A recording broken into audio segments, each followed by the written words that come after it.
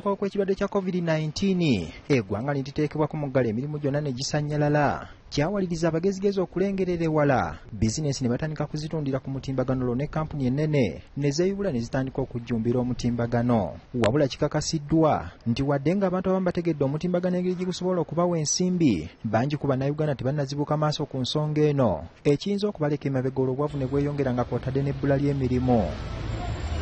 Kati olwaleero Centenary Banka ng'eyita mu ttabi lyayo eriddukanyizibwa omutimbagano eryatumibwa Centenary Tekinologiya Services oba Centenary etadde omukono ku ndagaano minisitule ya tekinologiya n'okulungamya eggwanga. Omukolo gw'okuteeka enkono ku ndagaano eno gwetabiddwako minisita wa tekinologiya n'okulungamya eggwanga Chris Baryomunsi, ssentebe w'olukiiko olufuzi olwa Centenary Banka Professor Dumba Sentamu, ssenkulu wa banka eno omukungu Fabian Kasi, bassaabawandiisi b'ebitongole byombi n'abakungu abalala. Professor Dumba Sentamu ku lwa Centenary Banka ategeezezza nti engeri ensi gy'ekyuse n'edda mu kukozesa omutimbagano kibakakatako okukwasizako gavumenti okutumbula tekinologiya kibasobozesa okukyusa obulamu bw'abantu. Ennaku zino ebintu bikyuse nnyo wa mulembe gwa digito.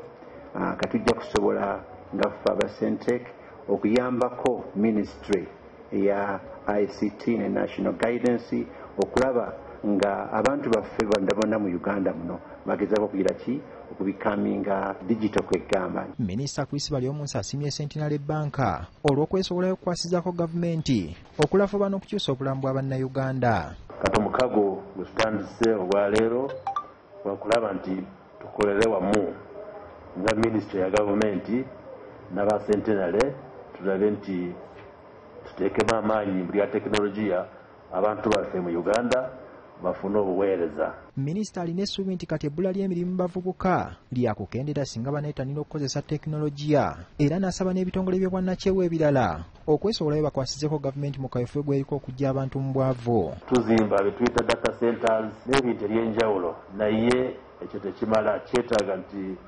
tukolagane ne private sector, ebitongole ebitali bya gavumenti nga Centenary n'ebirala, tulabe nti tutambuze omulimu gwa ICT. Dr. Sekakubo Grace nga yakulira ettabi lya Centenary Tekinologiya Services ne Dr. Amina Zawedde ssaabawandiisi wa minisitule ya tekinologiya era nga batadde emikono ku biwandiiko bategeezezza nti kino kyakubayamba nnyo okutuuka mu bantu wamu n'okwongerayo amannya g'ebitongole bye baweereza. Bwe bajja otwegattako ne tubeera nga tusobola okukolaganira wamu then kigenda tuyamba okulaba nti nno tutuuka ku bantu bangi nnyo okusinga bwe twandituuseeko ffekka nga tuli ffekka nga gavumenti. Centenary nga brand eyina omusinde munene nnyo mu bantu abawansi. So kakati ffe tulina okutwala tekinologiya oyo nga tumugye gyakozesebwa ne tumutwala ne tumufuula oyo ayina omugaso mu bantu abo mu bintu bye bakola, okuba nti no bibayamba, okuba nti no babikola bulungi, n'okuba nti no biyamba bo, n'okuba nti no biyamba gavumenti mu ngeri emu. Ssenkulu wa Centenary Bank omukungu Fabian Kasi ategeezezza nti omukago guno tegugenda kukoma kubunyisa tekinologiya mu ggwanga wabula gwakuyambako okwongera okunnyikiza Centenary Bank mu bantu ba bulijjo. Nga bwe mutumanyi already tubatandika dda okukozesa abantu baffe okubeera nti bakozesa essimu zaabwe okubeera nti bafuna empeereza okuva mu banka, nga wetwogerera tulina abantu kati abasoba mu kakadde kamu mu emitwalo 2 abali ku nkola eyo ku mukutu ogwo gwa Sente Mobile.